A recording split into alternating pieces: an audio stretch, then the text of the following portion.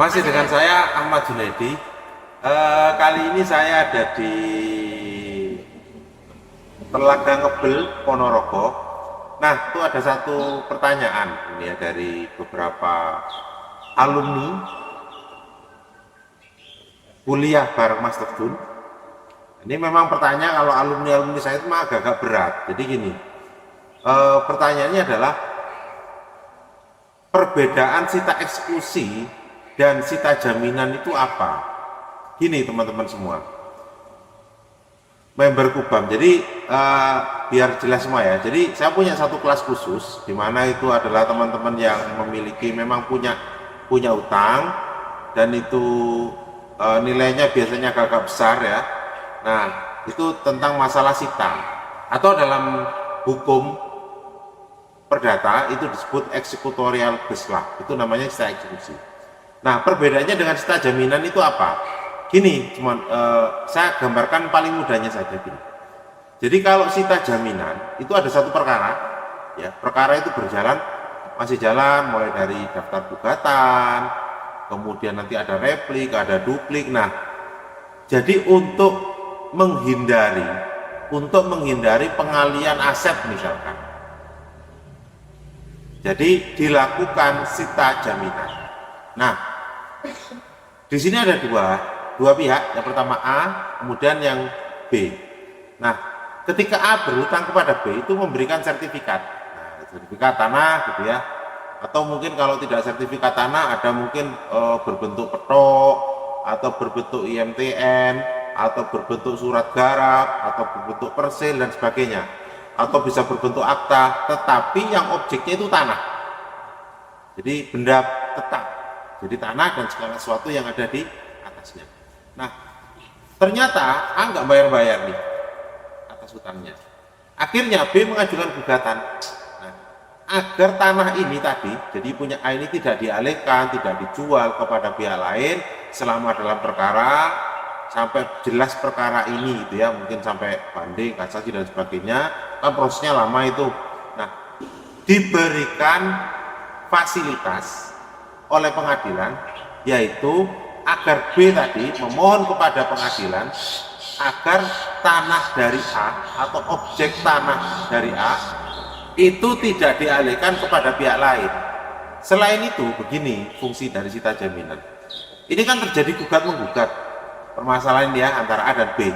Nah, sita jaminan itu berfungsi agar gugatannya tidak ilusoir dalam bahasa hukumnya, yaitu gugatannya tidak sia-sia. Contoh misalkan A dan B gugat, nah ternyata dimenangkan B. Kalau tidak ada sita jaminan, maka bisa jadi oleh pengadilan A hanya diperintahkan untuk membayar kepada B. Nah, ini kan jadi ilusoir, sia-sia, karena tidak bisa dilakukan eksekusi. Jaminan kembalinya uangnya B apa? Kan tidak ada. Nah, oleh karena itu B diberikan fasilitas oleh pengadilan melalui majelis. Jadi dalam masa persidangan itu untuk melakukan sita jaminan atau memohonkan sita jaminan melalui majelis hakim agar diletakkan sita jaminan atas aset A sehingga tidak dialihkan kepada pihak lain. Itu fungsinya dari sita jaminan. Jadi selama perkara itu masih berjalan. Kemudian yang kedua, tentang masalah sita eksekusi. Sita eksekusi itu didasarkan pada putusan. Ingat ya, didasarkan pada putusan. Contoh seperti ini. Ada A dan B ini rebutan tanah. Jadi suratnya dulu punya A, ternyata yang menguasai B gitu ya. Nah, ternyata karena dikuasai B, A mengajukan gugatan. Jadi jawab menjawab, ada jawaban, ada gugatan, ada replik, duplik, ada bukti, ada saksi dari para pihak, kesimpulan sampai terakhir putusan. Nah, dalam putusan ternyata tanah tersebut dimenangkan oleh A yang pegang sertifikat, karena mungkin B menguasai tanah tersebut dengan cara melawan hukum. Nah, kan ada putusan nih bahwa tanah itu miliknya A. Nah, kemudian baru diajukan eksekusi, sita eksekusi yang namanya. Jadi kalau sita eksekusi, sita yang didasarkan pada putusan pengadilan. Itu seperti itu. Itulah yang namanya sita eksekusi. Jadi perbedaannya yang paling gampang, kalau sita jaminan masih dalam perkara, kalau sita eksekusi setelah terjadinya perkara. Itu. Atau mungkin contoh lain begini, yang sering saya alami ya, ada dua belah pihak ribut masalah uang.